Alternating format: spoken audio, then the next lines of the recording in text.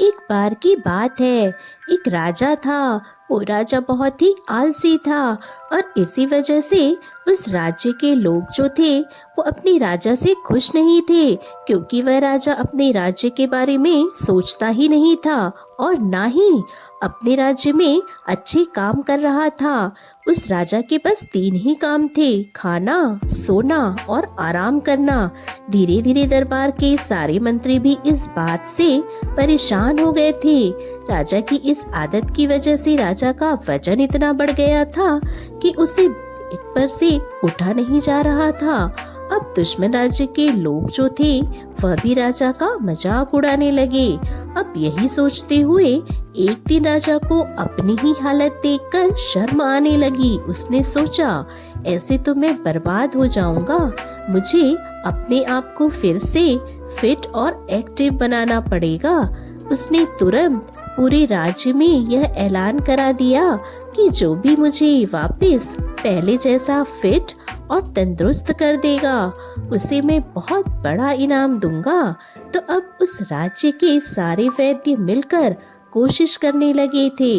उन्होंने कई जड़ी बूटियां राजा को दी, लेकिन राजा पर उन जड़ी बूटियों का कोई असर नहीं हुआ। उल्टा वजन कम होने की बजाय और बढ़ता जा रहा था। तभी किसी ने राजा से कहा कि आपको इस बिस्तर से उठकर थोड़ा चलना चाहिए, लेकिन राजा बिस्तर से उठ नहीं पा रहा था, क्योंकि वो अपना 100% दे ही नहीं रहे थे और बस वो यही सोच रहे थे कि किसी तरह कोई जड़ी बूटी खाकर मैं फिर से फिट और तंदुरुस्त हो जाऊं। और इसी तरह वक्त गुजरता जा रहा था, लेकिन राजा पर कोई असर नहीं हो रहा था। तभी एक दिन उस राज्य में एक बूढ़ा संत आता है और जब उसे यह बात पता चलती है कि राजा का वजन कम करना है जड़ी बूटी की मदद से, तो संत ने राजा के सैनिकों से कहा कि मेरे पास एक ऐसी जड़ी बूटी है जिससे राजा का वजन कम हो जाएगा।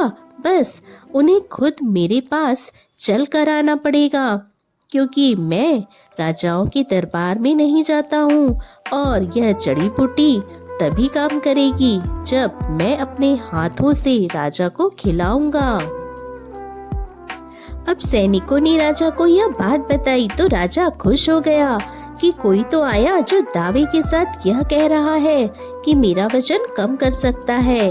राजा ने कहा, जल्दी उस बूढ़े संत को मेरे पास लेकर आओ। तभी सैनिकों ने बताया, महाराज वो संत राजाओं के दरबार में नहीं जाते हैं, आपको खुद चलकर उनके पास जाना पड़ेगा। और अब यह सुनते ही राजा भड़क गया और कहा, यह क्या मजाक है, मैं तो उठ भी नहीं सकता हूँ, फिर मैं चलकर उनके पास कैसे जाऊंगा। तभी मंत्री ने किसी तरह से राजा को समझाया और कहा, महाराज यह आपके लिए आखिरी मौका है, आप कोशिश तो करिए।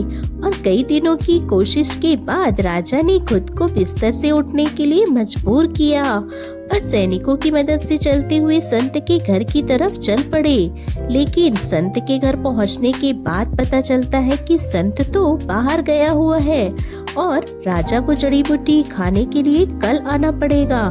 यह सुनकर राजा को गुस्सा तो बहुत आया, पर वह मजबूर थे और अगले दिन फिर से चलते हुए संत के घर पहुंचते हैं और उस बूढ़े संत ने तुरंत राजा के लिए एक जड़ी बूटी तैयार की और अपने हाथ से उस पर कुछ मंत्र पढ़ते हुए राजा को खिला दिया और राजा से कहा कि आपको अगले 1 महीने तक ऐसे ही मेरे पास आना पड़ेगा। राजा ने मजबूरी में हामी भरी और वहाँ से चला गया। अभी सिलसिला पूरे 1 महीने तक चला और चलता रहा। धीरे धीरे राजा ने यह महसूस किया कि उनका वजन अब कम होने लगा है और उसने उस संत से पूछा कि इस जड़ी बूटी का नाम क्या है और यह कैसे बनती है। हमारी राज्य के जो वैद्य हैं उनको भी इसे बनाना सिखाइए।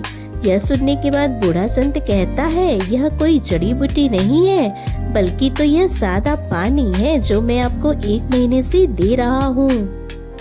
संत ने बताया कि आप मेरी किसी जड़ी बूटी से ठीक नहीं हुए हैं, बल्कि आप अपनी ही वजह से ठीक हुए हैं। 1 महीने से जो आप यहाँ पर चल कर आ रहे हैं, यह उसी का रिजल्ट है और उसी की वजह से आप तंदुरुस्त हो पाए हैं। तो दोस्तों, इस कहानी से हमें यह सीख मिलती है कि जब तक इंसान पर किसी तरह का दबाव नहीं आता या उसके जीवन में कोई चैलेंज नहीं आता, तब तक वो अक्सर आलस में डूबा रहता है। मेहनत और लगातार कोशिश ही किसी समस्या का असली समाधान होता है और इसके लिए हमें कंफर्ट जोन से बाहर आना होता है। तो अगर ये कहानी आपको पसंद आती है तो वीडियो को लाइक जरूर कीजिएगा, चैनल को सब्सक्राइब कीजिएगा, फैमिली फ्रेंड्स के साथ शेयर कीजिएगा। Thanks for watching.